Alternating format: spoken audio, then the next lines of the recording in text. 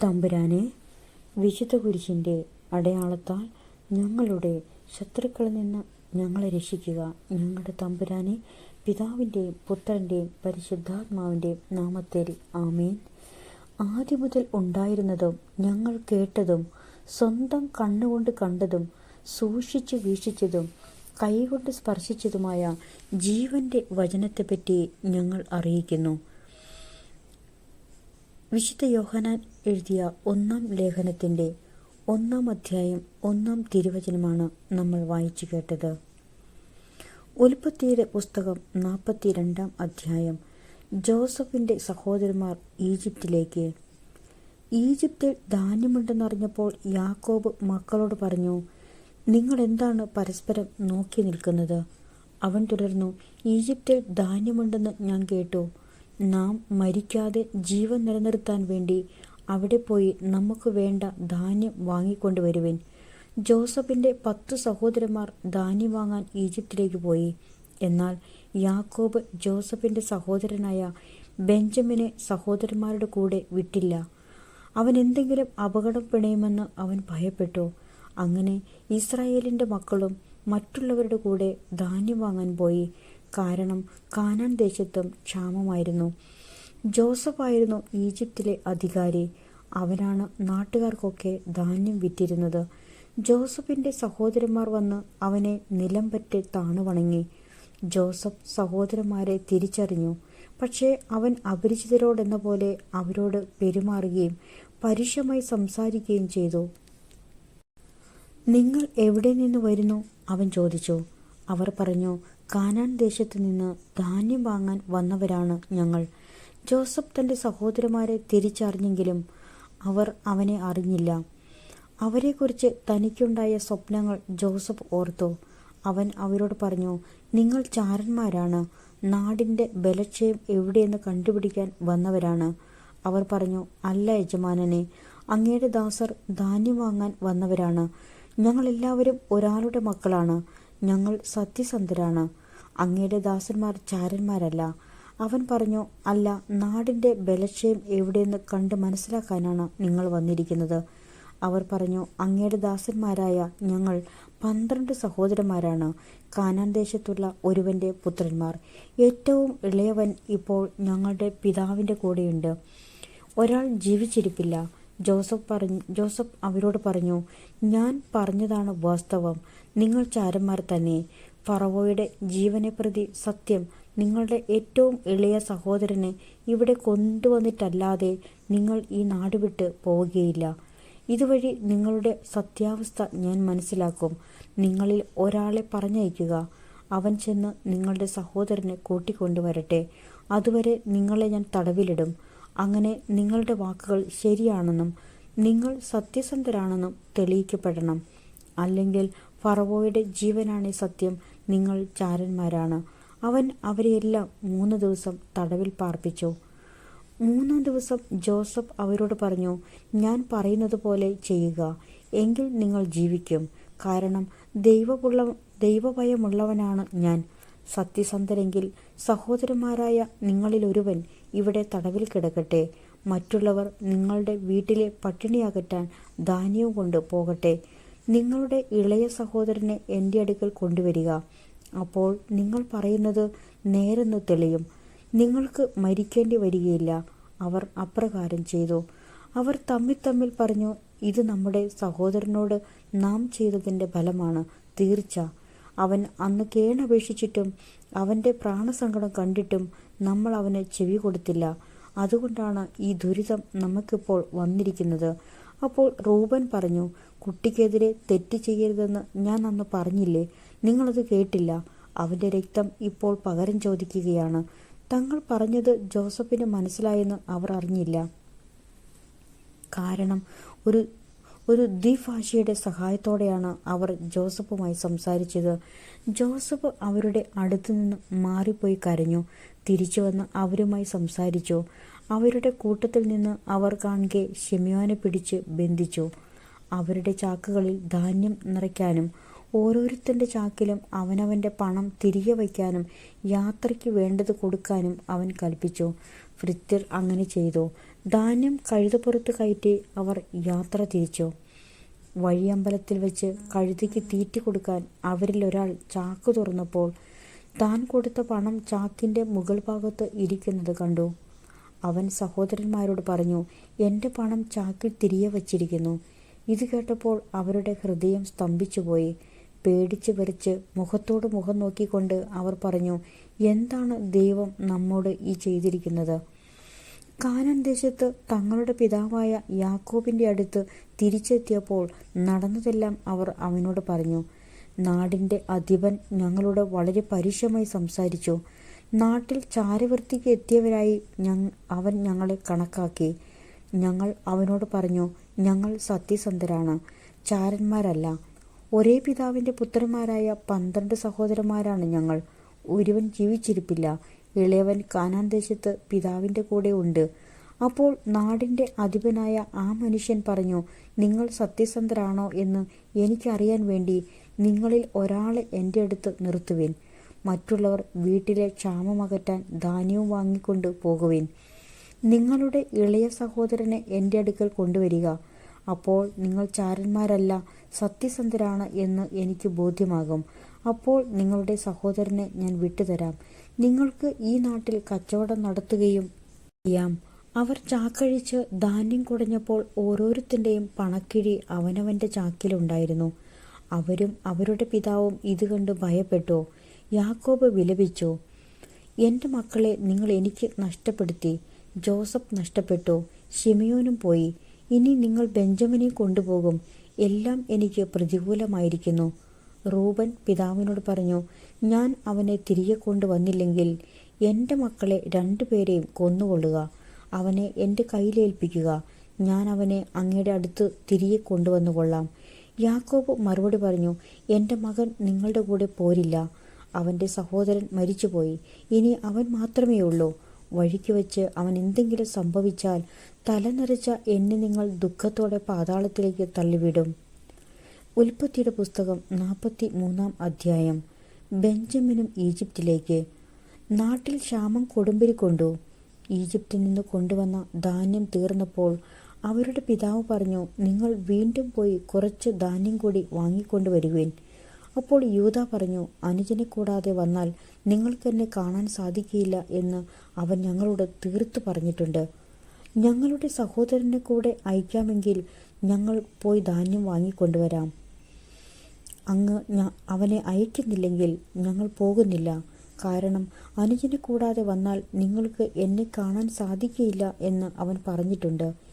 Israel ചോദിച്ചു, നിങ്ങൾക്ക് ഒരു സഹോദരൻ കൂടി ഉണ്ടെന്ന് അവനോട് പറഞ്ഞ് എന്നെ ദ്രോഹിച്ചതെന്തിന്?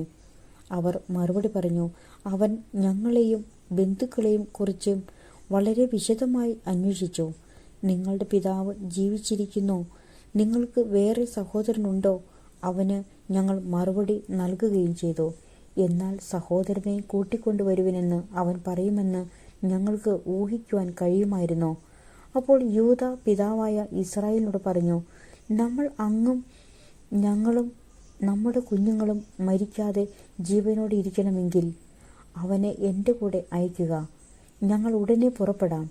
അവൻ്റെ ചുമതല ഞാൻ ഏറ്റുകൊള്ളാം. എൻ്റെ കയ്യിൽ നിന്ന് അങ്ങേക്ക് അവനെ ആവശ്യപ്പെടാം. അവനെ അങ്ങയുടെ മുൻപിൽ തിരികെ കൊണ്ടുവരുന്നില്ലെങ്കിൽ ആ കുറ്റം എന്നും എൻ്റെ മേലായിരിക്കട്ടെ. നമ്മൾ ഇത്രയും താമസിക്കാതിരുന്നെങ്കിൽ ഇതിനകം 2-ാം പ്രാവശ്യം പോയി തിരിച്ചു വരാമായിരുന്നു. അപ്പോൾ അവരുടെ പിതാവായ ഇസ്രായേൽ പറഞ്ഞു, കൂടിയേ തീരുവെങ്കിൽ അപ്രകാരം ചെയ്യുക. നാട്ടിലെ വിശിഷ്ടോൽപ്പന്നങ്ങൾ കുറേശ്ശെടുത്ത് അവന് സമ്മാനമായി കൊണ്ടുപോവുക. തൈലം, തേൻ, സുഗന്ധദ്രവ്യങ്ങൾ, മീറ, വോടനണ്ടി, ബദാം പരിപ്പ് എന്നിവയെല്ലാം. പണം ഇരട്ടി എടുത്തുകൊള്ളണം. നിങ്ങളുടെ ചാക്കുകളിൽ വെച്ച് തിരിച്ചയച്ച പണവും കൊണ്ടുപോവുക. അതൊരു നോട്ടപ്പിശകായിരുന്നിരിക്കാം. നിങ്ങളുടെ സഹോദരനെയും കൂട്ടിക്കൊണ്ട് അവൻ്റെ അടുത്തേക്ക് പോയിക്കൊള്ളുക. സർവശക്തനായ ദൈവം അവൻ്റെ മുൻപിൽ നിങ്ങളോട് കാരുണ്യം കാണിക്കട്ടെ.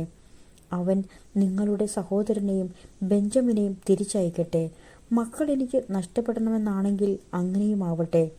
സമ്മാനവും ഇരട്ടി തുകയും എടുത്ത് ബെഞ്ചമിനോട് കൂടി അവർ ഈജിപ്തിലെത്തി ജോസഫിൻ്റെ മുൻപിൽ ഹാജരായി.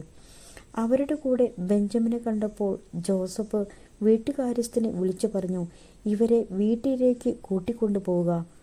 ഒരു മൃഗത്തെ കൊന്ന് സദ്യ ഒരുക്കുക. ഇവർ ഇന്നുച്ചയ്ക്ക് എൻ്റെ കൂടെയായിരിക്കും ഭക്ഷണം കഴിക്കുക. ജോസഫ് പറഞ്ഞതുപോലെ അവൻ അവരെ വീട്ടിലേക്ക് കൂട്ടിക്കൊണ്ടുപോയി. വീട്ടിലെത്തിയപ്പോൾ അവർക്ക് പേടിയായി.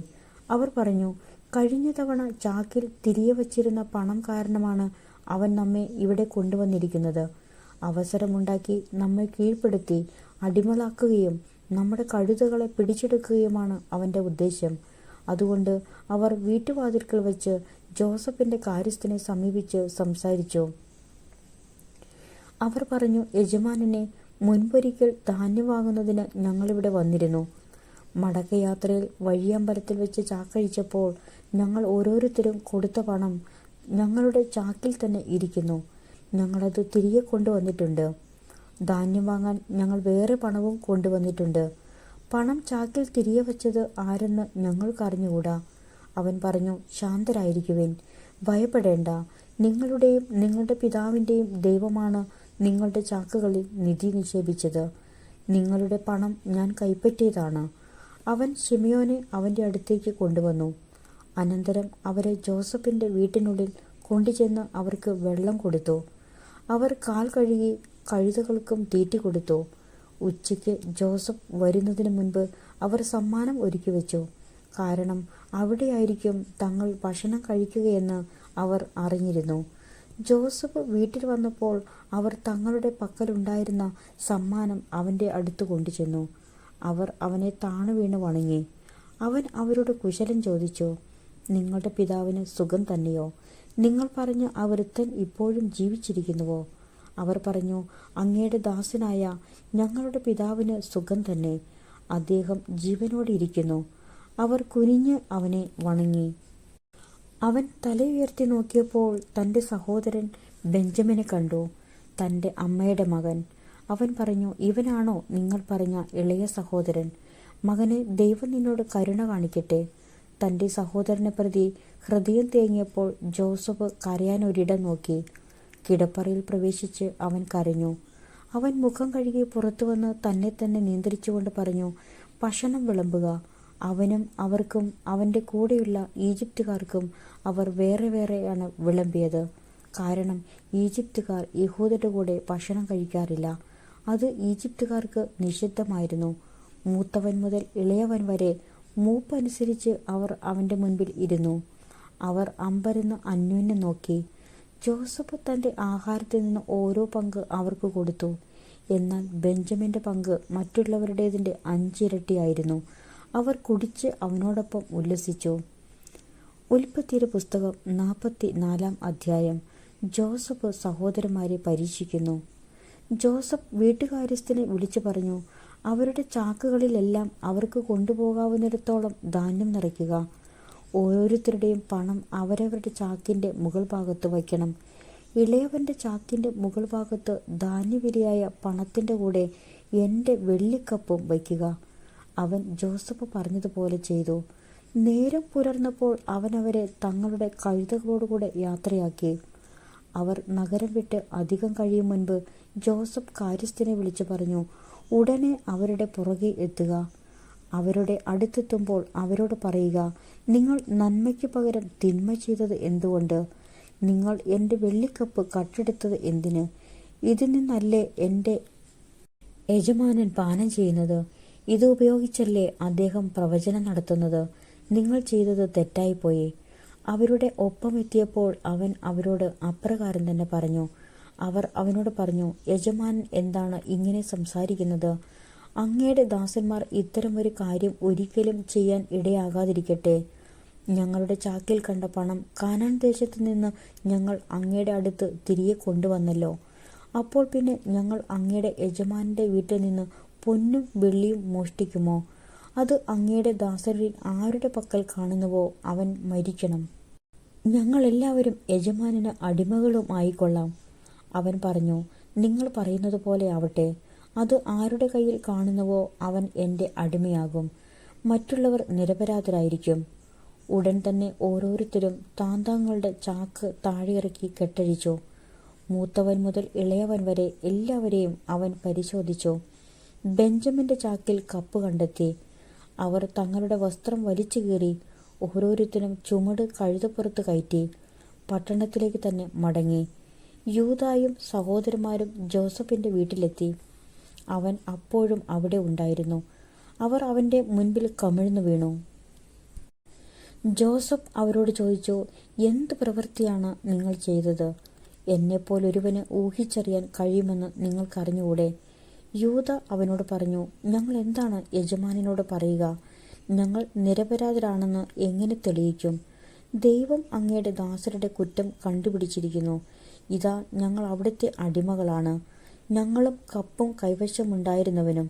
എന്നാൽ അവൻ പറഞ്ഞു, ഞാൻ ഒരിക്കലും അങ്ങനെ ചെയ്യുകയില്ല. കപ്പ് കൈവശമിരുന്നവൻ മാത്രം എനിക്ക് അടിമയായാൽ മതി. മറ്റുള്ളവർക്ക് സമാധാനമായി പിതാവിൻ്റെ അടുത്തേക്ക് പോകാം. അപ്പോൾ യൂദ അടുത്തു ചെന്ന് പറഞ്ഞു, എൻ്റെ യജമാനനെ ഒരു വാക്കുകൂടി പറഞ്ഞുകൊള്ളട്ടെ. എൻ്റെ നേരെ അങ്ങ് കോപിക്കരുതേ. അങ്ങ് ഫറവോയ്ക്ക് സമനാണല്ലോ. യജമാനനായ അങ്ങ് ദാസന്മാരോട് നിങ്ങൾക്ക് പിതാവോ സഹോദരനോ ഉണ്ടോ എന്ന് ചോദിച്ചു. അപ്പോൾ ഞങ്ങൾ യജമാനനോട് പറഞ്ഞു, ഞങ്ങൾക്ക് വൃദ്ധനായ പിതാവും പിതാവിൻ്റെ വാർദ്ധക്യത്തിലെ മകനായ ഒരു കൊച്ചു സഹോദരനുമുണ്ട്. അവൻ്റെ സഹോദരൻ മരിച്ചുപോയി. അവൻ്റെ അമ്മയുടെ മക്കളിൽ അവൻ മാത്രമേ ശേഷിച്ചിട്ടുള്ളൂ. പിതാവിന് അവൻ വളരെ പ്രിയപ്പെട്ടവനാണ്. അപ്പോൾ അങ്ങയുടെ ദാസരോട് അവനെ എൻ്റെ അടുത്ത് കൂട്ടിക്കൊണ്ടുവരിക, എനിക്കവനെ കാണണം എന്ന് പറഞ്ഞു. ഞങ്ങൾ അങ്ങോട് ഉണർത്തിച്ചു, ബാലന് പിതാവിനെ വിട്ടുപോരാൻ വയ്യ. കാരണം അവൻ പോന്നാൽ പിതാവ് മരിച്ചു പോകും. നിങ്ങളുടെ സഹോദരൻ കൂടെ വരുന്നില്ലെങ്കിൽ നിങ്ങൾ ഇനി എന്നെ കാണുകയില്ല എന്ന് അങ്ങ് പറഞ്ഞു. അങ്ങയുടെ ദാസനായ ഞങ്ങളുടെ പിതാവിൻ്റെ അടുത്തെത്തിയപ്പോൾ അങ്ങ് പറഞ്ഞതെല്ലാം ഞങ്ങൾ അവനെ അറിയിച്ചു. പിതാവ് ഞങ്ങളോട് വീണ്ടും പോയി കുറേ ധാന്യം കൂടി വാങ്ങിക്കൊണ്ടുവരുവാൻ ആവശ്യപ്പെട്ടു. ഞങ്ങൾക്ക് പോകാൻ വയ്യ. എന്നാൽ ഇളയ സഹോദരനെ കൂടി അയക്കുന്ന പക്ഷം ഞങ്ങൾ പോകാം. ബാലൻ കൂടെ ഇല്ലെങ്കിൽ ഞങ്ങൾക്ക് അവനെ കാണാൻ സാധിക്കുകയില്ല എന്ന് ഞങ്ങൾ പിതാവിനോട് പറഞ്ഞു. അപ്പോൾ അങ്ങയുടെ ദാസനായ ഞങ്ങളുടെ പിതാവ് പറഞ്ഞു, എൻ്റെ ഭാര്യ 2 പുത്രന്മാരെ എനിക്ക് നൽകി എന്ന് നിങ്ങൾക്കറിയാമല്ലോ. ഒരുവൻ എന്നെ വിട്ടുപോയി. അപ്പോൾ ഞാൻ പറഞ്ഞു, തീർച്ചയായും അവനെ വന്യമൃഗം ചീന്തിക്കീറി കാണും.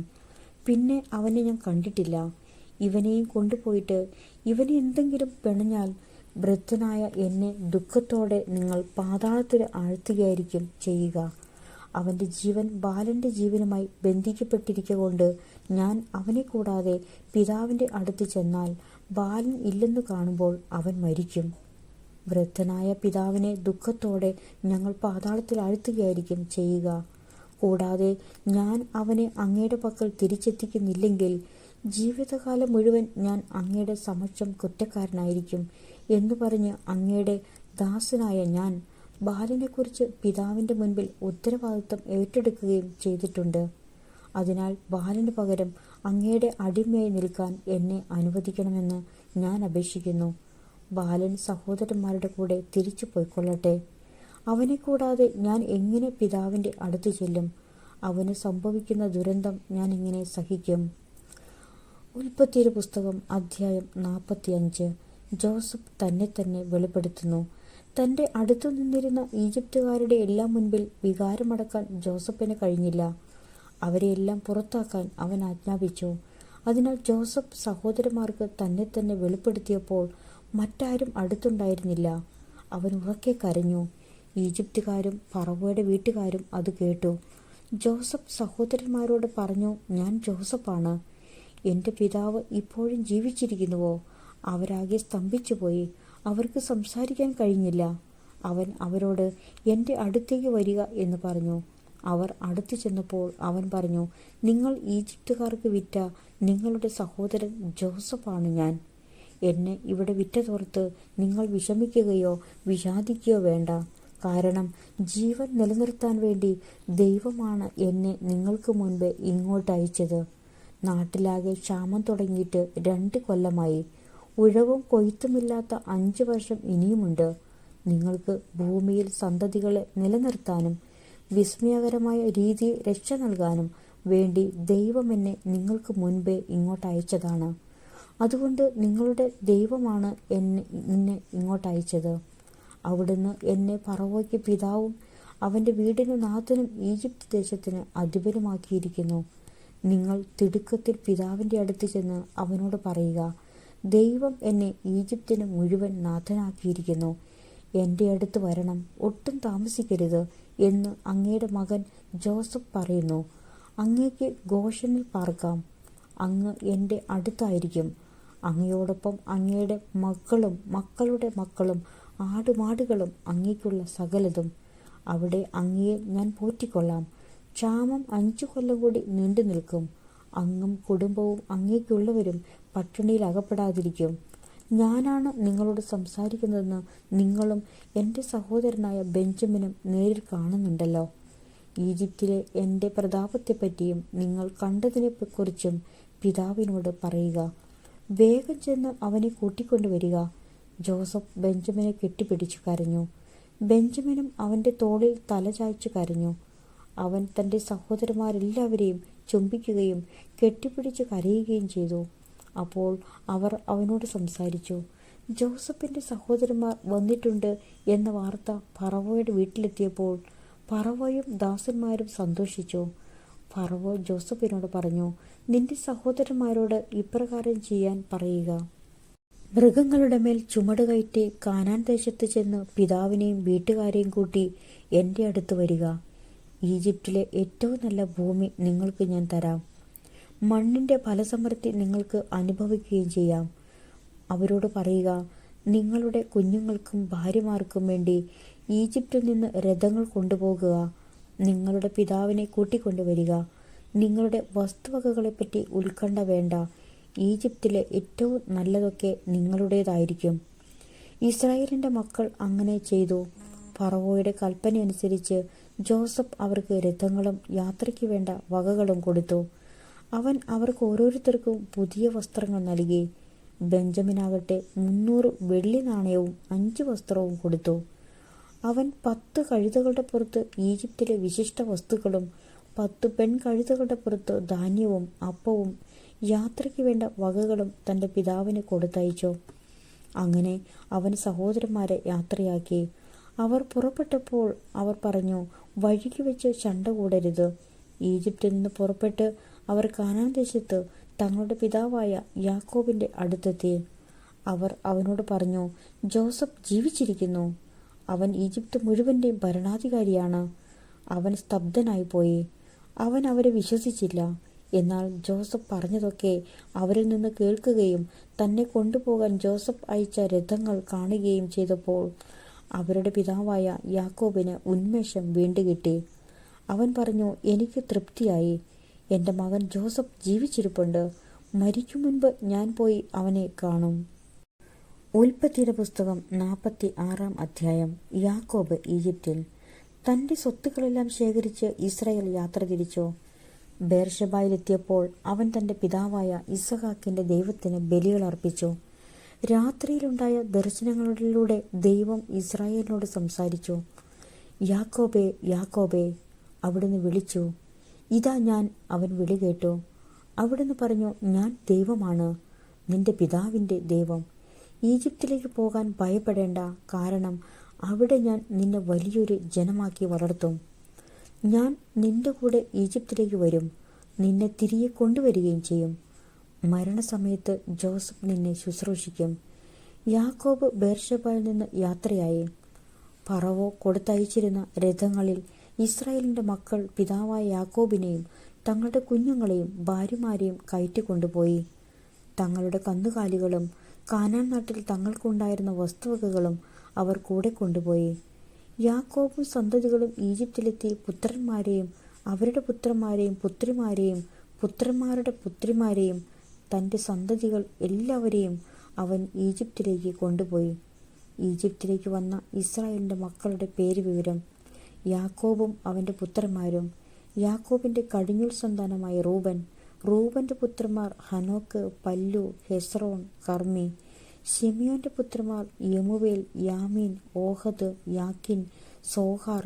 കാനാന്യ സ്ത്രീയിൽ അവന് ജനിച്ച സാവൂൾ. ലേവിയുടെ പുത്രന്മാർ ഗെർഷോൻ, കൊഹാത്ത്, മെറാറി. യൂദായുടെ പുത്രന്മാർ ഏർ, ഓനാൻ, ഷേലാഹ്, പേരസ്, സോഹ്, ഏറും, ഓനാനും കാനാൻ ദേശത്ത് വെച്ച് മരിച്ചു. പേരസിന്റെ പുത്രന്മാർ ഹെസ്രോൻ, ഹാമൂൽ. ഇസാഖറിന്റെ പുത്രന്മാർ തോല, ഫൂവ, യോബ്, ഷിമ്രോൻ. സെബുലൂണിന്റെ പുത്രന്മാർ സേരദ്, ഏലോൻ, യഹ്ലേൽ. പാദാൻ ആരാമിൽ വെച്ച് യാക്കോബിന് ലേയായിൽ ജനിച്ച പുത്രന്മാരാണ് ഇവർ. അവളിൽ അവന് ദീന എന്ന പുത്രിയും ജനിച്ചു. അവന്റെ സന്താനങ്ങളുടെ ആകെ എണ്ണം 33. ഗാദിന്റെ പുത്രന്മാർ സിഫിയോൻ, ഹഗ്ഗി, ഷൂനി, എസ്ബോൻ, ഏരി, അരോദി, അരേലി. ആഷേറിന്റെ പുത്രന്മാർ ഇമ്ന, ഇഷ്വ, ഇഷ്വി, ബറിയ, അവരുടെ സഹോദരി സേറഹ്. ബറിയയുടെ പുത്രന്മാർ ഹേബർ, മൽക്കിയേൽ.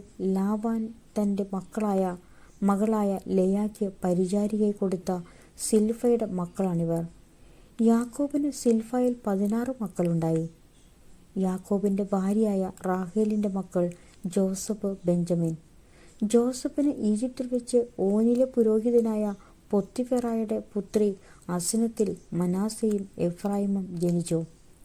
ബെഞ്ചമിന്റെ പുത്രന്മാർ ബേല, ബേക്കർ, അഷ്ബേൽ, ഗേര, നാമാൻ, ഏഹിറോഷ്, മുപ്പീം, ഹുപ്പീം, ആരദ്. യാക്കോബിന് റാഹേലിൽ ജനിച്ച മക്കളാണ് ഈ 14 പേരും. ദാനിന്റെ പുത്രൻ ഹുഷീം. നഫ്താലിയുടെ പുത്രന്മാർ യക്സേൽ, ഗൂനി, യേസർ, ഷില്ലെം. ലാബാൻ തന്റെ മകളായ റാഹേലിന് കൊടുത്ത ബിൽഹ എന്ന പരിചാരിയിൽ യാക്കോബിനുണ്ടായ പുത്രന്മാരാണ് ഈ 7 പേർ. പുത്രന്മാരുടെ ഭാര്യമാരെ കൂടാതെ യാക്കോബിന്റെ കൂടെ ഈജിപ്തിലേക്ക് വന്ന അവന്റെ സന്താനങ്ങൾ 66 പേരാണ്. ഈജിപ്തിൽ വെച്ച് ജോസഫിന് 2 പുത്രന്മാർ ജനിച്ചു. അങ്ങനെ ഈജിപ്തിലേക്ക് വന്ന യാക്കോബിന്റെ കുടുംബക്കാർ ആകെ 70 പേരാണ്. ഗോഷനിലേക്കുള്ള വഴി കാണിക്കണമെന്ന് ആവശ്യപ്പെട്ടുകൊണ്ട് യാക്കോബ് ജോസഫിന്റെ അടുത്തേക്ക് യൂദായെ മുൻകൂട്ടി അയച്ചു. അവർ ഗോഷനിൽ എത്തിച്ചേർന്നു. ജോസഫ് തന്റെ പിതാവായ ഇസ്രായേലിനെ എതിരേൽക്കാൻ രഥമൊരുക്കി ഗോഷനിലെത്തി. അവൻ പിതാവിനെ കെട്ടിപ്പിടിച്ച് ദീർഘനേരം കരഞ്ഞു. ഇസ്രായേൽ ജോസഫിനോട് പറഞ്ഞു, ഇനി ഞാൻ മരിച്ചുകൊള്ളട്ടെ, എന്തെന്നാൽ ഞാൻ നിന്റെ മുഖം കാണുകയും നീ ജീവനോടെ ഇരിക്കുന്നു എന്ന് അറിയുകയും ചെയ്തിരിക്കുന്നു. ജോസഫ് തന്റെ സഹോദരന്മാരോടും പിതൃകുടുംബത്തോടുമായി പറഞ്ഞു, ഞാൻ പോയി ഫറവോയോട് പറയട്ടെ, കാനാൻ ദേശത്തായിരുന്ന എൻ്റെ സഹോദരന്മാരും പിതൃകുടുംബം മുഴുവനും എൻ്റെ അടുത്ത് എത്തിച്ചേർന്നിരിക്കുന്നു. അവർ ഇടയന്മാരാണ്. കാലിമേക്കലാണ് ഇവരുടെ തൊഴിൽ. ആടും മാടും അവർക്കുള്ളതൊക്കെയും അവർ കൂടെ കൊണ്ടുവന്നിട്ടുണ്ട്. ഫറവോ നിങ്ങളെ വിളിച്ച് നിങ്ങളുടെ തൊഴിൽ എന്താണെന്ന് ചോദിക്കുമ്പോൾ അങ്ങയുടെ ദാസന്മാർ ചെറുപ്പം മുതൽ ഇന്ന് വരെയും കാലിമേക്കുന്നവരാണ്, ഞങ്ങളുടെ പിതാക്കന്മാരും അങ്ങനെ ആയിരുന്നുവെന്നും പറയണം. അങ്ങനെ പറഞ്ഞെങ്കിലേ ഗോഷൻ നാട്ടിൽ നിങ്ങൾക്ക് പാർക്കാൻ ഒക്കൂ. കാരണം ഇടയന്മാരോട് ഈജിപ്തുകാർക്ക് അവജ്ഞയാണ്. ഉൽപ്പത്തിയുടെ പുസ്തകം 47-ാം അധ്യായം. യാക്കോബ് ഗോഷനിൽ. ജോസഫ് ഫറവോയുടെ അടുത്ത് ചെന്ന് പറഞ്ഞു, കാനാൻ ദേശത്തു നിന്ന് എൻ്റെ പിതാവും സഹോദരന്മാരും വന്നിട്ടുണ്ട്. അവരുടെ ആടുമാടുകളും അവർക്കുള്ള സകലതും കൂടെ കൊണ്ടുവന്നിട്ടുണ്ട്. അവരിപ്പോൾ ഗോഷൻ ദേശത്താണ്. തൻ്റെ സഹോദരന്മാരിൽ 5 പേരെ അവൻ ഫറവോയുടെ മുൻപിൽ കൊണ്ടുവന്നു. അവൻ്റെ സഹോദരന്മാരോട് ഫറവോ ചോദിച്ചു, നിങ്ങളുടെ തൊഴിൽ എന്താണ്? അവർ പറഞ്ഞു, അങ്ങയുടെ ദാസർ ഇടയന്മാരാണ്. ഞങ്ങളുടെ പിതാക്കന്മാരും അങ്ങനെയായിരുന്നു. അവർ തുടർന്ന് പറഞ്ഞു, ഇവിടെ താമസിക്കാനാണ് ഞങ്ങൾ വന്നിരിക്കുന്നത്. കാനാൻ ദേശത്ത് ക്ഷാമം രൂക്ഷമായതുകൊണ്ട് അങ്ങയുടെ ദാസരുടെ കാലുകൾക്ക് അവിടെ തീറ്റിയില്ല. ദയചെയ്ത് ഗോഷൻ ദേശത്ത് താമസിക്കാൻ ഞങ്ങളെ അനുവദിക്കണം. അപ്പോൾ ഫറവോ ജോസഫിനോട് പറഞ്ഞു, നിന്റെ പിതാവും സഹോദരന്മാരും നിന്റെ അടുത്തേക്ക് വന്നിരിക്കുന്നു. ഈജിപ്ത് ദേശം മുഴുവനും നിനക്ക് അധീനമാണ്. നാട്ടിൽ ഏറ്റവും നല്ല സ്ഥലത്ത് നിന്റെ പിതാവിനെയും സഹോദരന്മാരെയും പാർപ്പിക്കുക. അവർ ഗോഷൻ ദേശത്ത് താമസിക്കട്ടെ. അവരിൽ കാര്യശേഷിയുള്ളവരെ നിനക്കറിയാമെങ്കിൽ എൻ്റെ കാലുകളെ അവരെ ഭരമേൽപ്പിക്കുക. അതിനുശേഷം ജോസഫ് തൻ്റെ പിതാവായ യാക്കോബിനെ ഫറവോയുടെ മുൻപിൽ കൊണ്ടുചെന്നു. യാക്കോബ് ഫറവോയെ അനുഗ്രഹിച്ചു. നിങ്ങൾക്ക് വയസ്സെത്രയായി? ഫറവോ ചോദിച്ചു. എൻ്റെ ദേശാന്തരവാസകാലം 130 വർഷമായിരുന്നു എന്ന്. അത് ഹ്രസ്വവും കഷ്ടപ്പാടുകൾ നിറഞ്ഞതുമായിരുന്നു. എൻ്റെ പിതാക്കന്മാരുടെ ദേശാന്തരവാസ കാലത്തോളം ആയിട്ടില്ല അത്. ഫറവോയെ അനുഗ്രഹിച്ചതിനു ശേഷം യാക്കോബ് അവൻ്റെ അടുത്തു നിന്ന് പോയി. ഫറവോ കൽപ്പിച്ചതുപോലെ ജോസഫ് തൻ്റെ പിതാവിനും സഹോദരന്മാർക്കും ഈജിപ്തിലെ ഒരു ദേശം അവകാശമായി നൽകി. അവരെ അവിടെ പാർപ്പിച്ചു. നാട്ടിലെ ഏറ്റവും നല്ല ദേശമായ റംസീസ് ആണ് അവൻ അവർക്ക് കൊടുത്തത്. ജോസഫ് തൻ്റെ പിതാവിനും സഹോദരന്മാർക്കും പിതാവിൻ്റെ വീട്ടുകാർക്കുമെല്ലാം അംഗസംഖ്യ അനുസരിച്ച് ആഹാരം കൊടുത്തു പോന്നു. ക്ഷാമം രൂക്ഷമാകുന്നു. ഒരു ദേശത്തും ആഹാരം കിട്ടാനില്ലായിരുന്നു. ക്ഷാമം അത്ര രൂക്ഷമായി. ഈജിപ്തും കാനാൻ ദേശവും ക്ഷാമം മൂലം കഷ്ടപ്പെട്ടു. ഈജിപ്തിലെയും കാനാൻ ദേശത്തിലെയും പണം മുഴുവൻ ആളുകൾ വാങ്ങിയ ധാന്യത്തിൻ്റെ വിലയായി ജോസഫ് ശേഖരിച്ചു. അത് ഫറവോയുടെ ഭവനത്തിലെത്തിച്ചു. ഈജിപ്തിലും കാനാനിലുമുള്ള പണമൊക്കെയും തീർന്നപ്പോൾ ഈജിപ്തുകാർ ജോസഫിൻ്റെ അടുത്ത് വന്ന് പറഞ്ഞു, ഞങ്ങൾക്ക് ആഹാരം തരിക. അങ്ങയുടെ മുൻപിൽ കിടന്ന് ഞങ്ങൾ മരിക്കാൻ ഇടയാകരുത്. ഞങ്ങളുടെ പണമെല്ലാം തീർന്നുപോയി. ജോസഫ് പറഞ്ഞു, പണം തീർന്നെങ്കിൽ കന്നുകാലികളെ തരിക. കാലികൾക്ക് പകരമായി ഞാൻ ആഹാരം തരാം. തങ്ങളുടെ കന്നുകാലികളെ അവർ ജോസഫിൻ്റെ അടുത്ത് കൊണ്ടുവന്നു. കുതിരകൾക്കും ആടുമാടുകൾക്കും കഴുതകൾക്കും പകരമായി അവൻ അവർക്ക് ആഹാരം കൊടുത്തു. അവൻ അവരുടെ കന്നുകാലികൾക്കെല്ലാം പകരമായി അവർക്ക് 1 വർഷത്തേക്ക് ആഹാരം നൽകി. അടുത്ത വർഷം അവർ ജോസഫിൻ്റെ അടുത്ത് ചെന്ന് പറഞ്ഞു, പണം തീർന്ന കാര്യം യജമാനിൽ നിന്ന് ഞങ്ങൾ ഒളിച്ചു വയ്ക്കുന്നില്ല. ഞങ്ങളുടെ കന്നുകാലികളും അങ്ങയുടേതായി. ഞങ്ങളുടെ ദേഹവും നിലവുമല്ലാതെ ഞങ്ങൾക്കിനി ഒന്നും ബാക്കിയില്ലെന്ന് അങ്ങേക്ക് കാണാമല്ലോ. ഞങ്ങളും ഞങ്ങളുടെ നിലവും അങ്ങയുടെ കൺമുമ്പിൽ നശിക്കാതിരിക്കാൻ ഞങ്ങളെയും നിലത്തെയും വാങ്ങി പകരം ഞങ്ങൾക്ക് ആഹാരം തരിക. ഞങ്ങളും നിലവും ഫറവോയ്ക്ക് അടിമകളായിരുന്നു കൊള്ളാം. ഞങ്ങൾ മരിച്ചു പോകാതിരിക്കാനും നിലം ശൂന്യമാകാതിരിക്കാനും വേണ്ടി ഞങ്ങൾക്ക് ധാന്യം നൽകുക. അതുകൊണ്ട് ജോസഫ് ഈജിപ്തിലെ നിലം മുഴുവൻ ഫറവോയ്ക്ക് വേണ്ടി വാങ്ങി. ക്ഷാമം വളരെ കഠിനമായി തീർന്നതിനാൽ ഈജിപ്തുകാരെല്ലാവരും തങ്ങളുടെ നിലം വിറ്റു. അങ്ങനെ നിലമെല്ലാം ഫറവോയുടേതായി. ഈജിപ്തിൻ്റെ ഒരറ്റം മുതൽ മറ്റേ അറ്റം വരെയുള്ള സകലരും അടിമകളായി. പുരോഹിതന്മാരുടെ നിലം മാത്രം അവൻ വാങ്ങിയില്ല. പുരോഹിതന്മാർക്ക് ഉപജീവനത്തിനായി ഫറവോ ഒരു വിഹിതം നിശ്ചയിച്ചിട്ടുണ്ടായിരുന്നു. അതിനാൽ അവർ തങ്ങളുടെ നിലം വിറ്റില്ല. ജോസഫ് ജനങ്ങളോട് പറഞ്ഞു, ഇന്ന് ഞാൻ നിങ്ങളെയും നിങ്ങളുടെ നിലത്തെയും ഫറവോയ്ക്കായി വാങ്ങിയിരിക്കുന്നു. ഇതാ വിത്ത്, കൊണ്ടുപോയി വിതച്ചു കൊള്ളുവിൻ. കൊയ്യുമ്പോൾ 1/5 ഫറവോയ്ക്ക് കൊടുക്കണം. 4 നിങ്ങളുടേതായിരിക്കും. വിത്തിനായും നിങ്ങൾക്കും കൂട്ടുകാർക്കും കുഞ്ഞുങ്ങൾക്കുമുള്ള ആഹാരത്തിനായും അതെടുത്തുകൊള്ളുക. അവർ പറഞ്ഞു, അങ്ങ് ഞങ്ങളുടെ ജീവൻ രക്ഷിച്ചു. യജമാനന് ഞങ്ങളിൽ കൃപയുണ്ടാകണം. ഞങ്ങൾ ഫറവോയുടെ അടിമകളായിരുന്നു കൊള്ളാം. അങ്ങനെ ജോസഫ് ഈജിപ്തിലെ നിലത്തെ സംബന്ധിച്ച് 1/5 ഫറവോയ്ക്ക് എന്നൊരു നിയമമുണ്ടാക്കി. അത് ഇന്നും നിലനിൽക്കുന്നു. പുരോഹിതന്മാരുടെ നിലം മാത്രം ഫറവോയുടേതായില്ല. യാക്കോബിൻ്റെ അന്ത്യ അഭിലാഷം. ഇസ്രായേൽ ഈജിപ്തിലെ ഗോശൻ ദേശത്ത് പാർത്തു. അവർക്ക് അവിടെ ധാരാളം സ്വത്തുണ്ടായി. അവർ സന്താന സമൃദ്ധി ഉള്ളവരായി പെരുകി. യാക്കോബ് ഈജിപ്തിൽ 17 വർഷം ജീവിച്ചു. യാക്കോബിൻ്റെ ആയുഷ്കാലം 147 വർഷമായിരുന്നു. മരണസമയം അടുത്തപ്പോൾ ഇസ്രായേൽ ഈജിപ്തിനെ ജോസഫിനെ വിളിച്ചു പറഞ്ഞു, നിനക്ക് എന്നിൽ പ്രീതിയുണ്ടെങ്കിൽ എന്നോട് വിശ്വസ്തമായും സത്യസന്ധമായും പ്രവർത്തിക്കാമെന്ന് എൻ്റെ തുടയ്ക്ക് കീഴെ കൈവച്ച് സത്യം ചെയ്യുക. എന്നെ ഈജിപ്തിൽ സംസ്കരിക്കരുത്. എനിക്ക് എൻ്റെ പിതാക്കന്മാരോടൊപ്പം വിശ്രമിക്കുന്നതിന് എന്നെ ഈജിപ്തിൽ നിന്ന് കൊണ്ടുപോയി അവരുടെ ശ്മശാനത്തിൽ അടക്കുക. ജോസഫ് സമ്മതിച്ചു. അങ്ങ് പറഞ്ഞതുപോലെ ഞാൻ ചെയ്യാം. എന്നോട് സത്യം ചെയ്യുക. അവൻ ആവശ്യപ്പെട്ടു. ജോസഫ് സത്യം ചെയ്തു. അപ്പോൾ ഇസ്രായേൽ കട്ടിൽ തലയ്ക്കൽ ശിരസ് നമിച്ചു. ഉൽപ്പത്തിയുടെ പുസ്തകം 48-ാം അധ്യായം. എഫ്രൈമിനെയും മനാസയെയും അനുഗ്രഹിക്കുന്നു. പിതാവിന് സുഖമില്ലെന്ന് കേട്ട് ജോസഫ് മക്കളായ മനാസയെയും എഫ്രൈമിനെയും കൂട്ടിക്കൊണ്ട് അവൻ്റെ അടുത്തേക്ക് പോയി. മകനായ ജോസഫ് വരുന്നുണ്ട് എന്ന് യാക്കോബ് കേട്ടു. അവൻ ശക്തി സംഭരിച്ച് കിടക്കയിൽ എഴുന്നേറ്റിരുന്നു. യാക്കോബ് ജോസഫിനോട് പറഞ്ഞു, സർവശക്തനായ ദൈവം കാനാൻ ദേശത്തുള്ള ലൂസിൽ വെച്ച് എനിക്ക് പ്രത്യക്ഷപ്പെട്ട് എന്നെ അനുഗ്രഹിച്ചു. അവിടുന്ന് അരുളി ചെയ്തു, ഞാൻ നിന്നെ സന്താനസമൃദ്ധി ഉള്ളവനാക്കി നിന്റെ സംഖ്യ വർദ്ധിപ്പിക്കും. നിന്നിൽ നിന്ന് ഞാൻ ജനതകളെ പുറപ്പെടുവിക്കും. നിനക്ക് ശേഷം ഈ നാട് നിന്റെ സന്തതികൾക്ക് ഞാൻ നിത്യ അവകാശമായി നൽകും.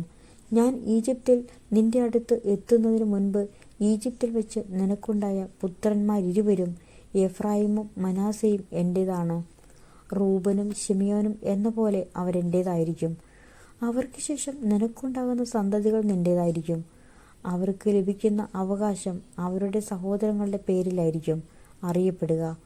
ഞാൻ പാതാനിൽ നിന്ന് പോന്നപ്പോൾ വഴിക്ക് കാനാൻ ദേശത്ത് വെച്ച് എന്നെ ദുഃഖത്തിലാഴ്ത്തിക്കൊണ്ട് റാഹേൽ മരിച്ചു. എഫ്രത്തായിലെത്താൻ കുറച്ചു ദൂരം മാത്രമേ ഉണ്ടായിരുന്നുള്ളൂ.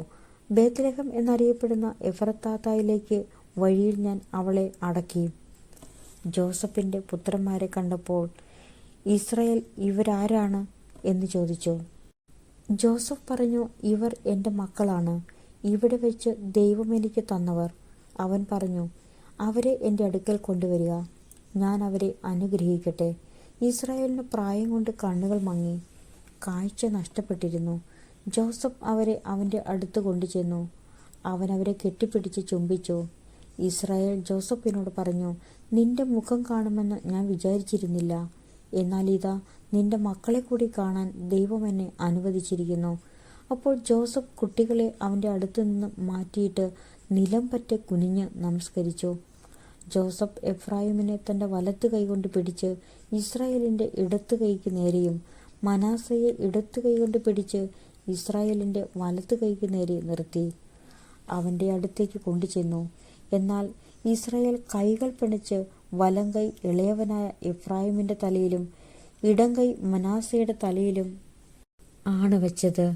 മനാസയായിരുന്നുവല്ലോ കടിഞ്ഞൂൽ പുത്രൻ. അവൻ ജോസഫിനെ അനുഗ്രഹിച്ചുകൊണ്ട് പറഞ്ഞു, എൻ്റെ പിതാക്കന്മാരായ അബ്രഹാവും ഇസഹാക്കും ആരാധിച്ചിരുന്ന ദൈവം, ഇന്നുവരെ എൻ്റെ ജീവിതകാലം മുഴുവൻ എൻ്റെ ഇടയനായിരുന്ന ദൈവം, എല്ലാ തിന്മകളിൽ നിന്ന് എന്നെ കാത്തുപോകുന്ന ദൂതൻ ഈ ബാലന്മാരെ അനുഗ്രഹിക്കട്ടെ. എൻ്റെയും എൻ്റെ പിതാക്കന്മാരായ അബ്രാഹത്തിൻ്റെയും ഇസഹാക്കിൻ്റെയും നാമം അവരിൽ നിലനിൽക്കട്ടെ. അവർ ഭൂമിയുടെ മധ്യത്തിൽ ശക്തമായ ഒരു സമൂഹമായി വളർന്നു വരട്ടെ. തൻ്റെ പിതാവ് വലം കൈ എഫ്രായിമിൻ്റെ തലയിൽ വച്ചത് ജോസഫിന് ഇഷ്ടപ്പെട്ടില്ല. എഫ്രായിമിൻ്റെ തലയിൽ നിന്ന് മനാസയുടെ തലയിലേക്ക് മാറ്റാൻ അവൻ പിതാവിൻ്റെ കൈക്ക് പിടിച്ചു. ജോസഫ് പിതാവിനോട് പറഞ്ഞു, പിതാവേ, അങ്ങനെയല്ല, ഇവനാണ് മൂത്ത മകൻ, വലം കൈ ഇവൻ്റെ തലയിൽ വയ്ക്കുക. അവൻ വഴങ്ങിയില്ല. അവൻ പറഞ്ഞു, എനിക്കറിയാം മകനെ, എനിക്കറിയാം. അവനിൽ നിന്ന് ഒരു ജനതയുണ്ടാകും, അവനും വലിയവനാകും. എന്നാൽ അവൻ്റെ അനുജൻ അവനേക്കാൾ വലിയവനാകും.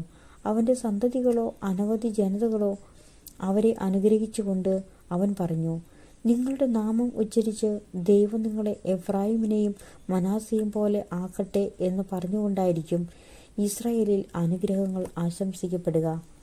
അവൻ എഫ്രായിമിനെ മനാസയ്ക്ക് മുൻപനാക്കി. അത് കഴിഞ്ഞ് ഇസ്രായേൽ ജോസഫിനോട് പറഞ്ഞു, ഞാനിതാ മരിക്കാറായി. ദൈവം നിന്റെ കൂടെ ഉണ്ടാവും. നിന്റെ പിതാക്കന്മാരുടെ നാട്ടിലേക്ക് നിന്നെ തിരികെ കൊണ്ടുപോവുകയും ചെയ്യും. നിന്റെ സഹോദരന്മാർക്ക് നൽകിയ ഓഹരിയേക്കാൾ കൂടുതലായി വാളും വില്ലും കൊണ്ട് അമോര്യരുടെ കയ്യിൽ നിന്ന് ഞാൻ പിടിച്ചടക്കിയ ശെഖം നിനക്ക് തന്നിരിക്കുന്നു. ഉൽപ്പത്തിയുടെ പുസ്തകം 49 അധ്യായം. യാക്കോബിൻ്റെ അനുഗ്രഹം. യാക്കോബ് തൻ്റെ മക്കളെ വിളിച്ചു പറഞ്ഞു, എല്ലാവരും ഒന്നിച്ചു കൂടുവിൻ. ഭാവിയിൽ നിങ്ങൾക്ക് എന്ത് സംഭവിക്കുമെന്ന് ഞാൻ പറയാം. യാക്കോബിൻ്റെ പുത്രന്മാരെ ഒന്നിച്ചുകൂടി കേൾക്കുവിൻ. നിങ്ങളുടെ പിതാവായ ഇസ്രായേലിൻ്റെ വാക്കുകൾ ശ്രദ്ധിക്കുവിൻ. റൂബൻ, നീ എൻ്റെ കടിഞ്ഞൂൽ പുത്രനാണ്, എൻ്റെ ശക്തിയും എൻ്റെ പൗരുഷത്തിൻ്റെ ആദ്യഫലവും. അഹങ്കാരത്തിലും ശക്തിയിലും നീ മുൻപൻ തന്നെ. വെള്ളം പോലെ അസ്ഥിരനായ നീ മുൻപനായി വാഴില്ല. എന്തെന്നാൽ നീ പിതാവിൻ്റെ കിടക്കയിൽ കയറി അത് അശുദ്ധമാക്കി. എൻ്റെ ശയ്യയിൽ കയറി നീ എന്നെ ദ്രോഹിച്ചുവല്ലോ. ശിമിയോനും ലേവിയും കൂടപ്പിറപ്പുകളാണ്. അവരുടെ വാളുകൾ അക്രമത്തിൻ്റെ ആയുധങ്ങളാണ്. അവരുടെ ഗൂഢാലോചനകളിൽ എൻ്റെ മനസ്സ് പങ്കുകൊള്ളാതിരിക്കട്ടെ. അവരുടെ സമ്മേളനത്തിൽ എൻ്റെ ആത്മാവ് പങ്കുചേരാതിരിക്കട്ടെ. എന്തെന്നാൽ തങ്ങളുടെ കോപത്തിൽ അവർ മനുഷ്യരെ കൊന്നു, ക്രൂരതയിൽ അവർ കാളകളുടെ കുതിഞരമ്പ് വെട്ടി. അവരുടെ ഉഗ്രമായ കോപവും ക്രൂരമായ ക്രോധവും ശപിക്കപ്പെടട്ടെ. ഞാൻ അവരെ യാക്കോബിൽ വിഭജിക്കും, ഇസ്രായേലിൽ ചിതറിക്കുകയും ചെയ്യും. യൂദാ, നിന്റെ സഹോദരന്മാർ നിന്നെ പുകഴ്ത്തും, നിന്റെ കൈ ശത്രുക്കളുടെ കഴുത്തിൽ പതിക്കും. നിന്റെ പിതാവിൻ്റെ പുത്രന്മാർ നിന്റെ മുൻപിൽ കുമ്പിടും. യൂദാ ഒരു സിംഹക്കുട്ടിയാണ്, എൻ്റെ മകനെ, നീ ഇരയിൽ നിന്ന് മടങ്ങിയിരിക്കുന്നു. ഞാൻ അവനൊരു സിംഹത്തെപ്പോലെയും സിംഹിയെപ്പോലെയും പതുങ്ങിക്കിടന്നു വിശ്രമിക്കുന്നു. അവനെ ഉണർത്താൻ ആർക്ക് ധൈര്യമുണ്ടാകും? ചെങ്കോൽ യൂദായെ വിട്ടു പോകുകയില്ല. അതിൻ്റെ അവകാശി വന്നു ചേരും വരെ അധികാരദണ്ഡ് അവൻ്റെ സന്തതികളിൽ നിന്ന് നീങ്ങിപ്പോകുകയില്ല. ജനതകൾ അവനെ അനുസരിക്കും. അവൻ തൻ്റെ കഴുതയെ മുന്തിരിവള്ളിയിലും കഴുതക്കുട്ടിയെ വിശിഷ്ടമായ മുന്തിരിച്ചെടിയിലും കെട്ടിയിടും. തൻ്റെ ഉടുപ്പ് വീഞ്ഞിലും മേലങ്കി മുന്തിരിച്ചാറിലും കഴുകും. അവൻ്റെ കണ്ണുകൾ വീഞ്ഞിനേക്കാൾ ചെമന്നും പല്ലുകൾ പാലിനേക്കാൾ വെളുത്തുമിരിക്കും. സെബുലൂണാകട്ടെ കടൽ തീരത്ത് വസിക്കും. അവൻ കപ്പലുകൾക്ക് അഭയകേന്ദ്രമായിരിക്കും. സീദോനായിരിക്കും അവൻ്റെ അതിർത്തി. ഇസ്സാഖർക്ക് ഒരു കരുത്തുറ്റ കഴുതയാണ്. അവൻ ചുമടുകൾക്കിടയിൽ കിടക്കുന്നു. വിശ്രമസ്ഥലം നല്ലതെന്നും ദേശം മനോഹരമെന്നും അവൻ കണ്ടു. അതുകൊണ്ട് അവൻ ചുമട് കയറ്റാൻ ചുമൽ കുനിച്ചു കൊടുത്തു. കൂലിവേല ചെയ്യുന്ന ഒരു ദാസനായി തീർന്നു. ഇസ്രായേലിലെ മറ്റു ഗോത്രങ്ങളെപ്പോലെ ദാൻ സ്വന്തം ജനങ്ങൾക്ക് ന്യായം നടത്തി കൊടുക്കും. ദാൻ വഴിവെക്കിലെ സർപ്പവും പാതയിലെ അണലിയുമായിരിക്കും. അവൻ കുതിരയുടെ കുതികാലിൽ കടിക്കും. കുതിരക്കാരൻ മലർന്നു വീഴുകയും ചെയ്യും. കർത്താവെ, ഞാൻ അങ്ങയുടെ രക്ഷ കാത്തിരിക്കുന്നു. ഗാദിനെ കവർച്ചക്കാർ ആക്രമിക്കും, എന്നാൽ അവൻ അവരെ തോൽപ്പിച്ചോടിക്കും. ആശേറിൻ്റെ ആഹാരം സമ്പന്നമായിരിക്കും. അവൻ രാജകീയ വിഭവങ്ങൾ പ്രദാനം ചെയ്യും. സ്വച്ഛന്തം ചരിക്കുന്ന ഒരു പേടമാനാണ് നഫ്താലി. അവൻ മൃദുലവാക്കുകൾ പൊഴിക്കുന്നു. നീരുറയ്ക്കരികെ നിൽക്കുന്ന ഫലസമൃദ്ധമായ വൃക്ഷമാണ് ജോസഫ്. അതിൻ്റെ ശാഖകൾ മതിലിനു മീതെ പടർന്നു നിൽക്കുന്നു. വില്ലാളികൾ അവനെ കഠിനമായി വേദനിപ്പിച്ചു. അവർ അവന് നേരെ അമ്പെയ്യുകയും അവനെ ഞെരിക്കുകയും ചെയ്തു. എന്നാൽ അവൻ്റെ വില്ല് ഉറച്ചു നിന്നു. യാക്കോബിൻ്റെ ശക്തനായ ദൈവം, ഇസ്രായേലിൻ്റെ പാറയായ ഇടയൻ, തൻ്റെ കൈകൾ കൊണ്ട് അവൻ്റെ കൈകളെ ശക്തിപ്പെടുത്തി. നിന്റെ പിതാവിൻ്റെ ദൈവം നിനക്ക് തുണയായിരിക്കും. സർവശക്തനായ ദൈവം നിന്നെ അനുഗ്രഹിക്കും. മുകളിലുള്ള ആകാശത്തിൻ്റെയും കീഴിലുള്ള ആഴത്തിൻ്റെയും ഉദരത്തിൻ്റെയും മാരടത്തിൻ്റെയും അനുഗ്രഹങ്ങൾ നിനക്കുണ്ടാകട്ടെ. നിന്റെ പിതാവിൻ്റെ അനുഗ്രഹങ്ങൾ നിത്യപർവ്വതങ്ങളുടെ ഔദാര്യത്തെക്കാളും ശാശ്വത ഗിരികളുടെ അനുഗ്രഹത്തെക്കാളും ശക്തങ്ങളാണ്. അവ ജോസഫിൻ്റെ ശിരസിൽ തൻ്റെ സഹോദരനിൽ നിന്ന് വേർപെട്ടിരുന്നവൻ്റെ മൂർധാവിൽ വർഷിക്കപ്പെടട്ടെ. ആർത്തിയുള്ള ഒരു ചെന്നായാണ് ബെഞ്ചമിൻ. അവൻ രാവിലെ ഇരവിഴുങ്ങുകയും വൈകുന്നേരം കവർച്ച മുതൽ പങ്കിടുകയും ചെയ്യും. ഇവരാണ് ഇസ്രായേലിലെ 12 ഗോത്രങ്ങൾ. അവരുടെ പിതാവ് അവരോട് പറഞ്ഞതാണിത്. അവൻ എല്ലാവരെയും അനുഗ്രഹിച്ചു. ഓരോരുത്തർക്കും ചേർന്ന വിധത്തിലാണ് അവരെ അനുഗ്രഹിച്ചത്. യാക്കോബിൻ്റെ മരണം. യാക്കോബ് അവരോട് ആവശ്യപ്പെട്ടു, ഞാൻ എൻ്റെ ആളുകളോട് ചേരുകയായി. ഹിത്യനായ എഫ്രോണിൻ്റെ വയലിലുള്ള ഗുഹയിൽ എൻ്റെ പിതാക്കന്മാരുടെ അടുത്ത് എന്നെയും അടക്കുക. മാമറയ്ക്ക് കിഴക്ക് കാനാൻ ദേശത്തുള്ള മക്പേലയിലാണ് വയലിലാണ് ആ ഗുഹ. ശ്മശാന ഭൂമിക്ക് വേണ്ടി ഹിത്യനായ എഫ്രോണിൽ നിന്ന് അബ്രഹാം അവകാശമായി വാങ്ങിയതാണ് ആ വയലും ഗുഹയും. അബ്രാഹത്തെയും ഭാര്യ സാറായെയും അവിടെയാണ് അവർ അടക്കം ചെയ്തത്. അവിടെ തന്നെയാണ് ഇസഹാക്കിനെയും ഭാര്യ റബേക്കയെയും സംസ്കരിച്ചത്. ഞാൻ ലേയായെ സംസ്കരിച്ചതും അവിടെ തന്നെ. വയലും അതിലുള്ള ഗുഹയും ഹിത്യരുടെ കയ്യിൽ നിന്നാണ് വാങ്ങിയത്. തനിക്ക് പറയാനുണ്ടായിരുന്നത് പറഞ്ഞു തീർന്നപ്പോൾ യാക്കോബ് കിടക്കയിലേക്ക് ചാഞ്ഞു. അവൻ അന്ത്യശ്വാസം വലിച്ച് തൻ്റെ ജനത്തോട് ചേർന്നു. ഉൽപ്പത്തിയുടെ പുസ്തകം 50-ാം അധ്യായം. യാക്കോബിനെ സംസ്കരിക്കുന്നു. ജോസഫ് തൻ്റെ പിതാവിൻ്റെ മുഖത്തേക്ക് കമിഴ്ന്നു വീണ് കരഞ്ഞുകൊണ്ട് അവനെ ചുംബിച്ചു. അവൻ തൻ്റെ ദാസന്മാരായ വൈദ്യന്മാരോടും പിതാവിൻ്റെ ശരീരത്തിൽ പരിമളദ്രവ്യങ്ങൾ പൂശാൻ ആജ്ഞാപിച്ചു. അവർ അങ്ങനെ ചെയ്തു. അതിന് 40 ദിവസമെടുത്തു. കാരണം പരിമളദ്രവ്യം പൂശിത്തീരാൻ അത്രയും ദിവസം വേണം. ഈജിപ്തുകാർ 70 ദിവസം അവനെ ഓർത്ത് വിലപിച്ചു. അവനു വേണ്ടിയുള്ള വിലാപകാലം കഴിഞ്ഞപ്പോൾ ജോസഫ് ഫറവോയുടെ വീട്ടുകാരോട് പറഞ്ഞു, നിങ്ങൾ എന്നിൽ സംപ്രീതനാണെങ്കിൽ ദയചെയ്ത് ഫറവോയോട് ഇങ്ങനെ ഉണർത്തിക്കുക, എൻ്റെ പിതാവിനെ എന്നെക്കൊണ്ട് ഒരു പ്രതിജ്ഞ ചെയ്യിപ്പിച്ചു. അവൻ പറഞ്ഞു, ഞാൻ മരിക്കാറായി. കാനാൻ ദേശത്ത് എനിക്ക് വേണ്ടി ഞാൻ തയ്യാറാക്കിയിരിക്കുന്ന കല്ലറയിൽ തന്നെ നീ എന്നെ സംസ്കരിക്കണം. അതുകൊണ്ട് ഞാൻ പോയി എൻ്റെ പിതാവിനെ സംസ്കരിക്കട്ടെ. അത് കഴിഞ്ഞ് ഞാൻ തിരിച്ചു വരും. ഫറവോ പറഞ്ഞു, നീ പോയി അവൻ പ്രതിജ്ഞ ചെയ്യിപ്പിച്ചതനുസരിച്ച് അവനെ സംസ്കരിക്കുക. ജോസഫ് പിതാവിനെ സംസ്കരിക്കാൻ പോയി. ഫറവോയുടെ വേലക്കാരും കൊട്ടാരത്തിലെ പ്രമാണികളും ഈജിപ്തിലെ തലവന്മാരും അവനോടൊപ്പം പോയി. ജോസഫിൻ്റെ വീട്ടുകാരും സഹോദരന്മാരും പിതാവിൻ്റെ കുടുംബവും അവൻ്റെ കൂടെ ഉണ്ടായിരുന്നു. കുട്ടികളും ആടുമാടുകളും മാത്രമേ ഗോശൻ ദേശത്ത് ശേഷിച്ചുള്ളൂ. രഥങ്ങളും കുതിരക്കാരും അവനെ അനുഗമിച്ചില്ല. അത് വലിയൊരു സംഘമായിരുന്നു. ജോർദാന് അക്കരെയുള്ള അത്താദിലെ മെതിസ്ഥലത്തെത്തിയപ്പോൾ അവർ ഒച്ചത്തിൽ വിലപിച്ചു. അവൻ 7 ദിവസം പിതാവിനെ ഓർത്ത് വിലപിച്ചു. അന്നാട്ടുകാരായ കാനാന്യർ അത്താദിൻ്റെ മെതിക്കളത്തിൽ നടന്ന ഈ വിലാപം കേട്ടപ്പോൾ, ഈജിപ്തുകാർക്ക് വളരെ ഗൗരവമുള്ള ഒരു വിലാപമാണിത് എന്ന് പറഞ്ഞു. അതുകൊണ്ട് ആ സ്ഥലത്തിന് ആബേൽ മിസ്രയീം എന്നു പേരുണ്ടായി. അത് ജോർദാന് അക്കരെയാണ്. അങ്ങനെ യാക്കോബ് ആവശ്യപ്പെട്ടതുപോലെ അവൻ്റെ മക്കൾ പ്രവർത്തിച്ചു. അവർ അവനെ കാനാൻ ദേശത്ത് കൊണ്ടുപോയി മാമ്രയ്ക്ക് കിഴക്ക് മക്പെലായിലുള്ള വയലിലെ ഗുഹയിൽ സംസ്കരിച്ചു. അബ്രഹാം ഹിത്യനായ എഫ്രോനിൽ നിന്ന് ശ്മശാന ഭൂമിക്ക് വേണ്ടി വയലുൾപ്പെടെ അവകാശമായി വാങ്ങിയതാണ് ആ ഗുഹ. പിതാവിനെ സംസ്കരിച്ചതിന് ശേഷം ജോസഫ് സഹോദരന്മാരും കൂടെ പോയ എല്ലാവരുമൊത്ത് ഈജിപ്തിലേക്ക് മടങ്ങി. തങ്ങളുടെ പിതാവ് മരിച്ചപ്പോൾ ജോസഫിൻ്റെ സഹോദരന്മാർ പറഞ്ഞു, ഒരുപക്ഷെ ജോസഫ് നമ്മെ വെറുക്കുകയും നാം ചെയ്ത ദ്രോഹത്തിനെല്ലാം പകരം വീട്ടുകയും ചെയ്യും. പിതാവ് മരിക്കുന്നതിന് മുമ്പ് ഇങ്ങനെ കൽപ്പിച്ചിരുന്നു എന്ന് പറയാൻ അവരൊരു ദൂതനെ അവൻ്റെ അടുത്തേക്ക് അയച്ചു. ജോസഫിനോട് പറയുക, അങ്ങയുടെ സഹോദരന്മാരുടെ തെറ്റുകളും കുറ്റങ്ങളും ദയവായി അവരോട് ക്ഷമിക്കുക. അവർ അങ്ങയെ ദ്രോഹിച്ചു. അങ്ങയുടെ പിതാവിൻ്റെ ദൈവത്തിൻ്റെ ദാസന്മാരുടെ തെറ്റുകൾ പൊറുക്കണമെന്ന് ഞങ്ങൾ അപേക്ഷിക്കുന്നു. അവർ ഇത് പറഞ്ഞപ്പോൾ ജോസഫ് കരഞ്ഞുപോയി. സഹോദരന്മാർ വന്ന് അവൻ്റെ മുൻപിൽ വീണ് പറഞ്ഞു, ഞങ്ങൾ അങ്ങയുടെ ദാസന്മാരാണ്. ജോസഫ് പറഞ്ഞു, നിങ്ങൾ പേടിക്കേണ്ട. ഞാൻ ദൈവത്തിൻ്റെ സ്ഥാനത്താണോ? നിങ്ങൾ എനിക്ക് തിന്മ ചെയ്തു, പക്ഷേ ദൈവം അത് നന്മയാക്കി മാറ്റി. ഇന്ന് കാണുന്നത് പോലെ അനേകം പേരുടെ ജീവൻ രക്ഷിക്കാൻ വേണ്ടിയാണ് അവിടുന്ന് അത് ചെയ്തത്. അതുകൊണ്ട് ഭയപ്പെടേണ്ട. നിങ്ങളെയും നിങ്ങളുടെ കുഞ്ഞുങ്ങളെയും ഞാൻ പോറ്റിക്കൊള്ളാം. അങ്ങനെ അവൻ അവരെ ധൈര്യപ്പെടുത്തുകയും സാന്ത്വനപ്പെടുത്തുകയും ചെയ്തു. ജോസഫിൻ്റെ മരണം. ജോസഫും അവൻ്റെ പിതാവിൻ്റെ കുടുംബവും ഈജിപ്തിൽ പാർത്തു. ജോസഫ് 110 കൊല്ലം ജീവിച്ചു. എഫ്രായിമിൻ്റെ 3-ാം തലമുറയിലെ മക്കളെ അവൻ കണ്ടു. മനാസയുടെ മകനായ മാക്കറിൻ്റെ കുഞ്ഞുങ്ങളും ജോസഫിൻ്റെ മടിയിൽ കിടന്നിട്ടുണ്ട്. ജോസഫ് സഹോദരന്മാരോട് പറഞ്ഞു, ഞാൻ മരിക്കാറായി, എന്നാൽ ദൈവം നിങ്ങളെ സന്ദർശിക്കും.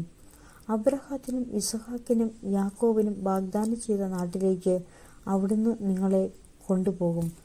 ദൈവം നിങ്ങളെ സന്ദർശിക്കുമ്പോൾ നിങ്ങൾ എൻ്റെ അവശിഷ്ടങ്ങൾ ഇവിടെ നിന്ന് കൊണ്ടുപോകണം എന്ന് തൻ്റെ സഹോദരന്മാരോട് പറഞ്ഞ് ജോസഫ് അവരെ കൊണ്ട് പ്രതിജ്ഞ ചെയ്യിപ്പിച്ചു. 110 വയസ്സായപ്പോൾ ജോസഫ് മരിച്ചു. അവർ അവനെ പരിമളദ്രവ്യം പൂശി ഈജിപ്തിൽ ഒരു ശവപ്പെട്ടിയിൽ സൂക്ഷിച്ചു. നമ്മുടെ കർത്താവായ മിശിഹായ്ക്ക് സ്തുതി. സ്വർഗസ്ഥനായ ഞങ്ങളുടെ പിതാവേ, അങ്ങയുടെ നാമം പൂജിതമാകണമേ. അങ്ങയുടെ രാജ്യം വരണമേ.